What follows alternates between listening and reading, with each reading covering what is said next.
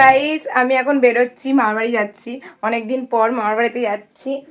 তো নেলস করেছি, দেখতে পেয়েছো রিলসে। এটা নিয়ে এতটাই বিজি যে আমি ব্লগ দিতে পারছি না তোমাদের, প্রতিটা ব্লগেই তো শোনাচ্ছি।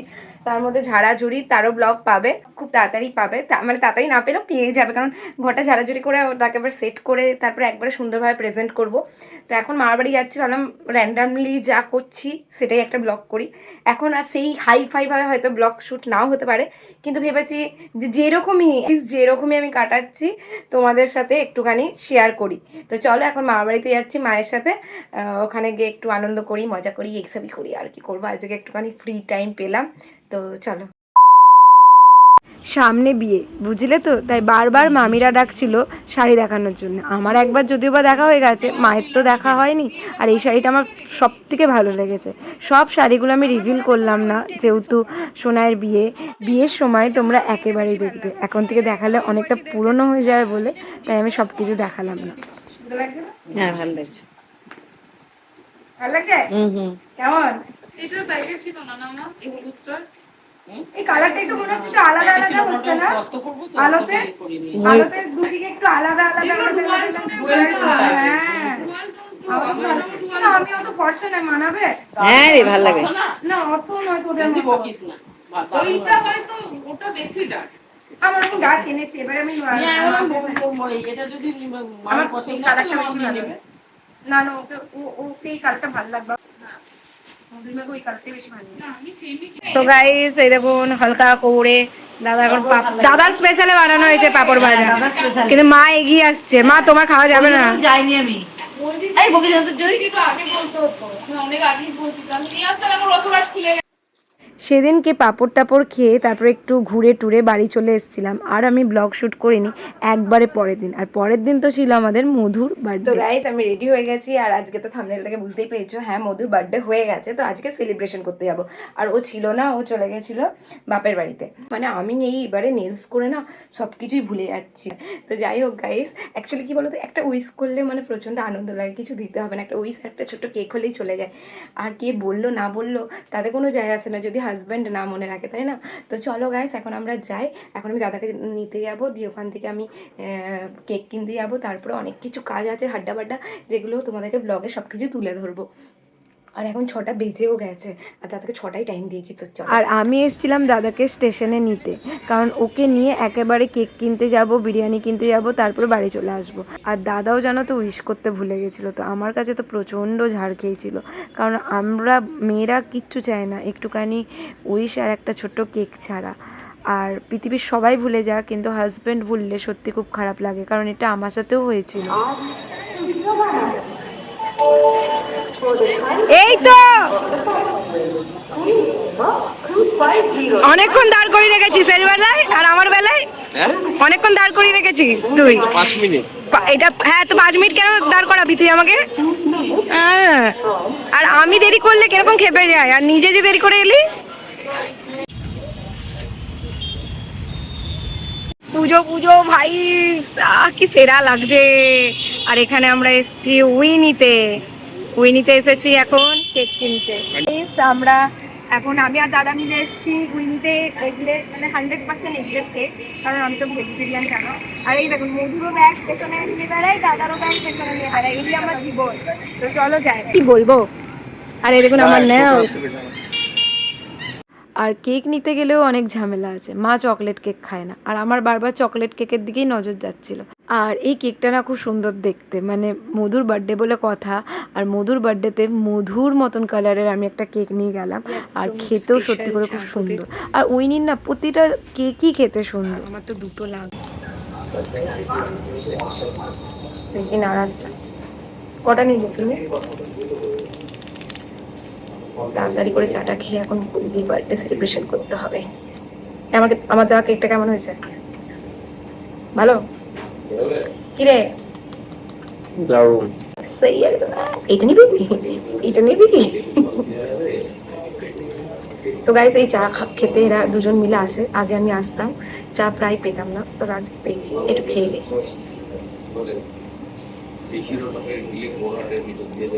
ভালো করে নে দাদা, হালকা করে চল, চিয়ার্স টু হালকা করে, হালকা করে।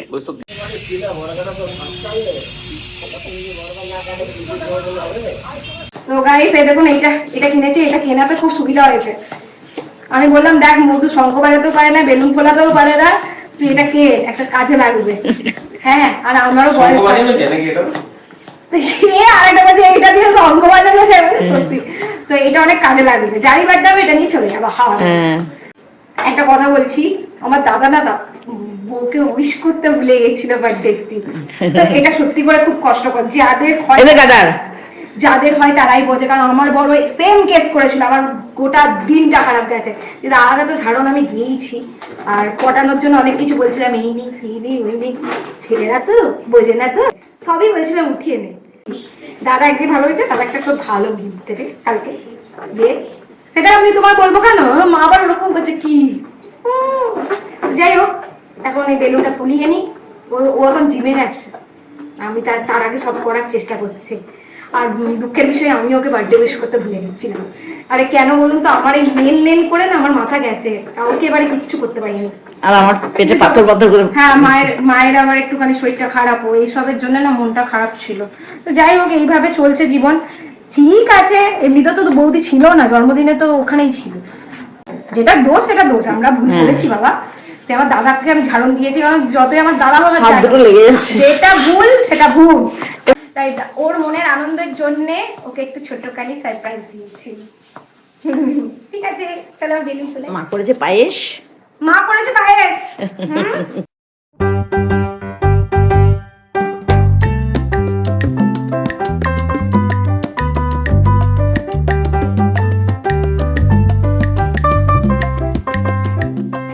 সত্যি কথা বলতে গেলে গ্যারা মানুষদের প্রচণ্ড সমস্যা। দেখুন আমি কত কষ্ট করে একবার উঠছি আর নামছি, মানে বেলুন টাঙা থেকে আমি হাত পাচ্ছি না, ওই সুতোটাকে ওই একদম ওই কাঁচার কাপড়ের মতন একদম দিয়ে তারপর টেনে তারপর বেলুনটাকে বাঁধে।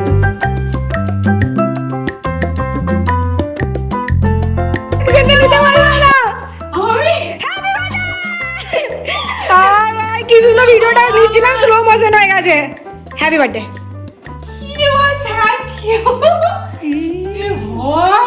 দুর্দস্ত অবস্থা,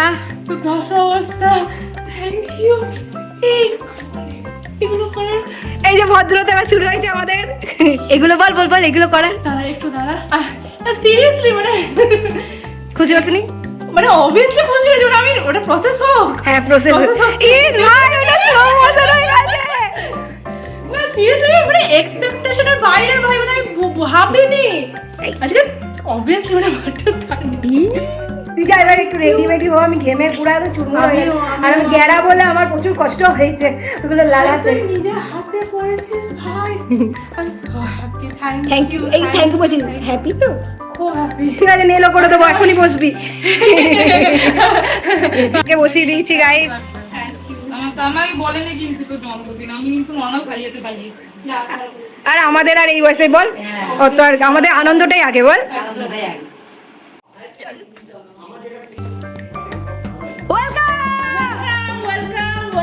হালকা করে ওয়েলকাম বাবা, তুমি যা আমাদেরকে ধৈর্য ধরেছ। না না, গ্রুপের মেম্বার না আসলে কাটা হবে না। এ হ্যাপি বার্থডে বল বধুকে, এ কি রে, হ্যাপি বার্থডেটা বল। গাইস, পায়েস খাওয়া পর্ব চলছে আমাদের। বাঙালিদের জন্মদিনে পায়েসটা হবেই।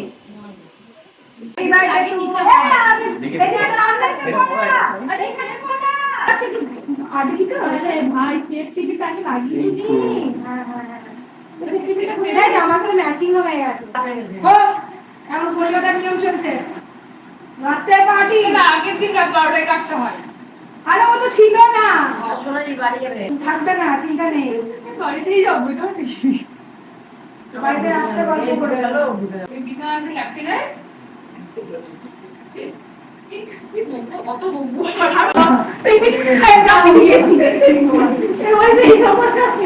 দারুণ লাগছে অবস্থা ওরকম তাড়াহুড়ো করো না, ওরকম ছোট কেস থাকতে গেলে তোমাকে ছোট হতে হবে। क्या बोला तूने? এরকম করলে চলবে না। আরে ওটা শরীরটা ফাটিয়ে ছাড়ে দিলে ছোট হওয়া যায়। আমি মজা মাথা দেখতে গেছিলাম। Happy birthday to you.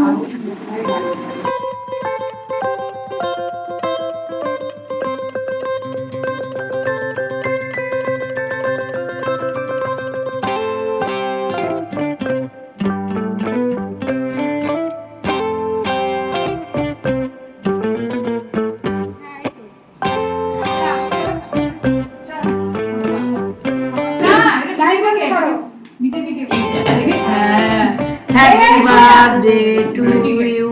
Happy birthday to you. Happy আগুনে birthday. নিভে গেল লাউ যা বাবা লাইটারটাও নাই। ইমান আগুন আগুন বাগুন। মজা ভয় লাগে কেন ওটা রেখে দে happy birthday two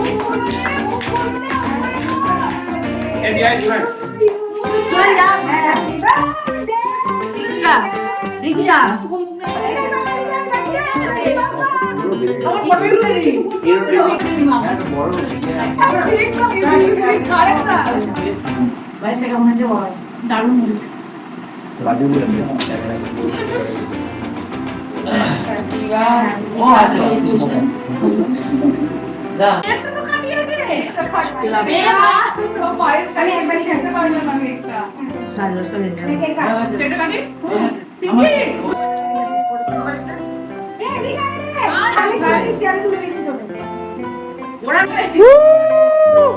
happy birthday to you.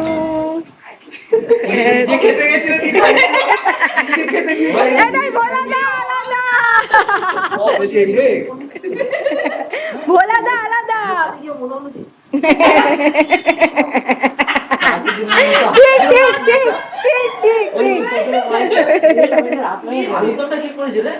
কোনটা বলতো? আলু দারুণ হয়েছে। একবার না 10 বার বলেছি ওটা না আমি বলছিলাম তোর আলুটা ভালো হয়েছে না দাদা আমাকে হাসিটা দেখ। লাস্টে খেতে খেতে নিজে নিজে বলছি ভালো হয়েছে। না না তুই খা না রে বাবা, নাম্বার ওই সব করতে হবে।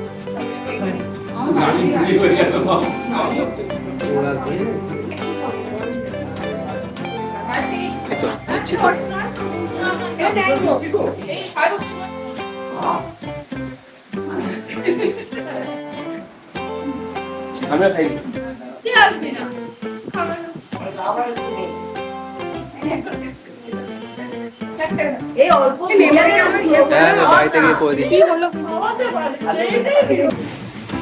চরম বৃষ্টি গাইস, চরম।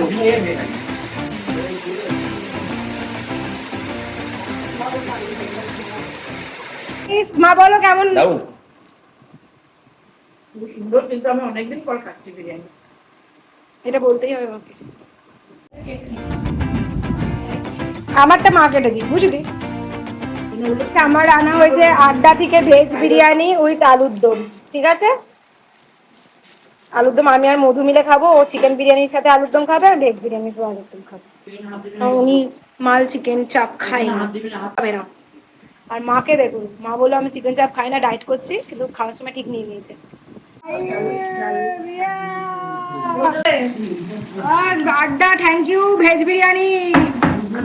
মোটু থ্যাংক ইউ দাদা।